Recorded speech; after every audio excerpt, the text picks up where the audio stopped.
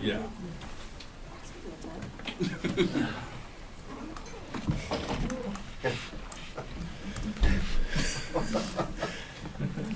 Can't get any more people in here. All right. No injuries to give you here. Look forward to the challenge of playing the Eagles. Heck of a football team. Very well run from ownership on down through. Nick's done a heck of a job there with the football team. Howie Roseman bringing the players in that they have, and they're very talented. And so well coached and very talented. Anyways, with that, time's yours. Andy, you faced this team back-to-back years, one in the Super Bowl and one in the regular season, but with the addition of Saquon, Barkley, just how much can you tell that has improved that team's offensive and the way they go? Yeah, sure. He's a great player, a potential future Hall of Famer. He was tremendous at New York, and he had a great year this year with the Eagles. So he's helped him. Especially the rush game, but he can catch the ball. They've got a quarterback that can throw the ball and two wide receivers out there that are tremendous, and a couple tight ends too. So they're fully loaded on the offensive side. But to answer your question, he's been a great addition for him. Andy, with your love of the history of the game, I don't recall whether did you watch Super Bowl IV when it happened as a kid? Yep. Do you remember? Nope. I remember. Yeah, I watched all of them. Yeah. Well, that goes back even before your pump passing kick episode, I guess. Yeah. That was. Yeah. Would you ever consent to being mic'd up during a game, like Hank Stram was? Yeah, I'm not big on that. But. Have you ever run 65 tower trap? We did last week. Yeah. We ran it last week. Yeah. The one that Pacheco caught. Tried to score. We didn't quite score, though. Wasn't as good as the one they ran. You've done the Super Bowl in New Orleans before. What do you remember about that? What, 97 game? Yeah. It was a great city. And the hospitality was unreal back then, as I'm sure it will be now. They know how to put on a show. And but as coaches and players, you don't get into too much of that. So, but it's a great city. For the fans, I think it's great. Yeah. Your head coach at that time is a finalist for the Pro Football Hall of Fame. In what ways did he influence you as a head coach? Yeah, Mike Holmgren. I felt like when I worked for him, nobody did it better. I still feel that way after being a head coach for all these years. He's a tremendous teacher. Great teacher. So took a ton from him in all areas. How he dealt with players and also the football part. He's got a great mind. Coach, obviously you can't win without great players, but you've had great success in your 60s. Bill Belichick did. Is that kind of becoming the new sweet spot for coaches? And if so, why is it, you kind of settle in and are as good as you can be, it seems at that age in the NFL? Yeah, I think they put something in the Geritol.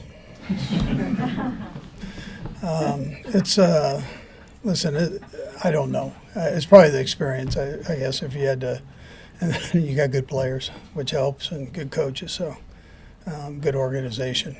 We were fortunate to have all of those things, if there's something in common, with that. But is patience one of them? Do you find that, Yeah, I think you're probably more patient. You've seen a lot to get to that point.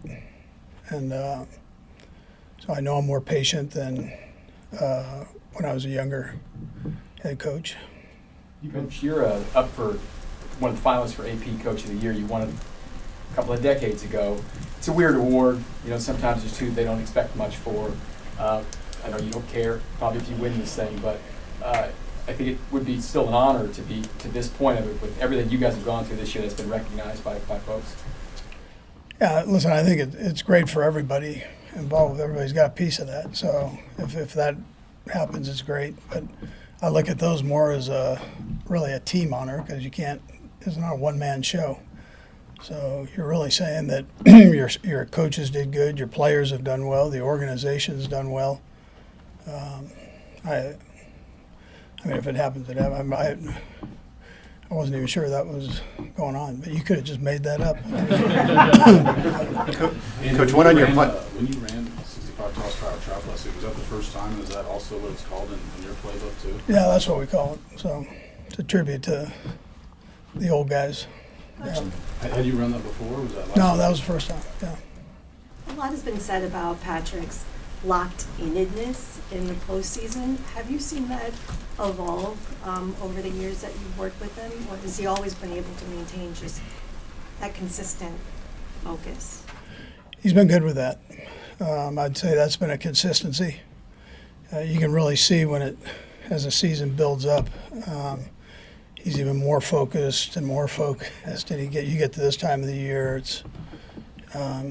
he's really locked in. Yeah. I'm curious if you've heard any of the reactions this week calling him, Michael Jordan, right? What do you make of those kinds of comparisons? Yeah, I haven't heard anything. I've tried not to listen to anything. I had to do my media things, but I don't tune in during the season at all. Andy, on that, Yeah. on that, just this continued issue of you guys maybe getting a friendly whistle, taking away from the actual accomplishments on the field. You've probably been asked that before, but just to react to that. The what? The The allegations of getting a friendly whistle. There's a change.org petition out there to look at officiating as regards to the Chiefs. I mean, I know you've heard about it. But. yeah, whatever. I think they balance, everything balances out. I mean, you got a human element there with the officials. These guys are trying to do the best job they possibly can out there, and they take a lot of heat one way or the other, and coaches take a lot of heat one way or the other. So I don't pay much attention to it. Coach, does your team use that as motivation? Is that something you're settling into that yeah. point where everybody's kind of, you're not the new guys on the block winning. Now people are kind of tired of you winning. Is that Yeah, I don't care. fuel that? I honestly, I don't get into that. I don't use that with the guys. I mean, I just want to make sure we get prepped. And as coaches, our responsibility is to give them everything we can give them to be even greater than they already are. And then make sure we're digging in on plays to help them with that, and then for them to focus in on learning it and keeping themselves physically fit and mentally fit to go play. I mean, there's enough to do just with that, where you don't even have to pay attention to the other stuff. Coach, one on your plans for this week. Joe Tooney's been so good out at left tackle, but DJ's still in here. Is there any temptation to push Joe back in and go with Humphreys, or will you be sticking to what you've been doing? Yeah, it'll probably be the same. I mean, we'll rotate them all in there, but I think probably end up being the same when it's all said and done. Nate, let's go, Nate. We'll go across the room. Go, Nate. Two things, Andy. What is it about Spags' blitz package that that you find most compelling? Yeah, so he doesn't do it every down. Sometimes you have this stigma of being a blitz guy, and it's when he does it, and then how he knows the protections or the run scheme, for the run blitzes, how he understands the scheme and when to go ahead about using it. So I think that's what makes him so unique and why they're successful. You can blitz. They know the blitz is coming. They pick it up, and it's one of those deals. You call it, the offensive guy calls the right play for that time. Well, his objective is to find when that's not happening. Off the field, because you are going back to New Orleans, mind sharing your favorite meal in New Orleans? Yeah, man, I'll tell you, there is one. Emerald's. Not that I turned any of them down, but when I was with the Eagles, the chef there, the head chef, tremendous chef, he was a huge Eagles fan. So he invited me over, and he said, I'm going to start at the ocean and finish in the mountains. He put me in the kitchen, and he said, have at it. So he says, I'll stop when you're full. So 4 hours later, we were done. You worried he's going to poison your food this week then? I probably won't go there. Dave? Andy, I was wondering if you could sort of reconcile the Brett Veach that used to run out and get you hamburgers as an intern in Philadelphia with the Brett Veach that goes out and gets you players now. And did you ever see foresee this happening in his career way back then? Yeah, I thought, listen, you could see right from the get-go his energy and how smart he was, and and then his passion for the player side of it. So those guys that came in, I gave them the opportunity to either go personnel or go to the football side. And he was so passionate about the personnel side and just digging in with it and finding guys. You know, and you look at Deshaun Jackson and McCoy and Cox, all those guys.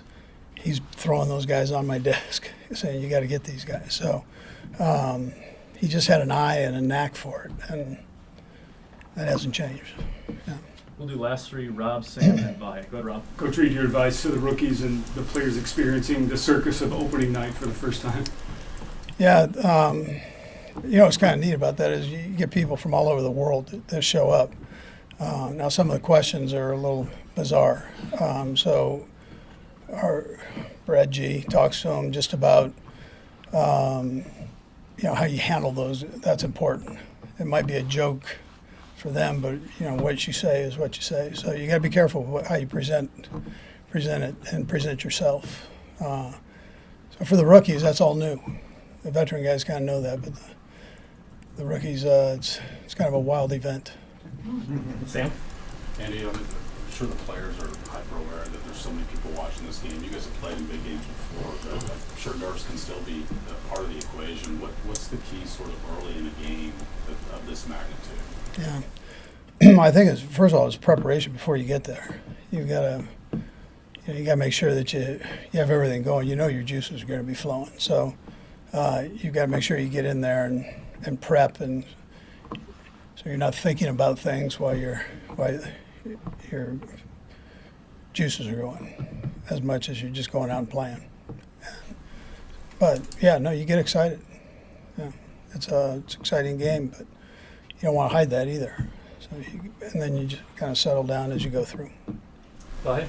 Andy, I know you've got the nice relationship with Bill Belichick, and you just did the podcast with him. Did he, when you won over 300, did he specifically reach out to you and congratulate you for that? I believe he did. Yeah, yeah. He's I mean, he's a good friend, so he's great with all that stuff. He's the guy. This is all old hat for him. So I have a ton of respect for him as a coach. So, but he's also a friend. Yeah. So not like welcome to 300 or anything like that. No, he's never going to really reach the real 300. There's a lot of cheeseburgers that went into that 300. Okay, thanks, Coach. All right. Good. We're going to the right, Coach. Okay.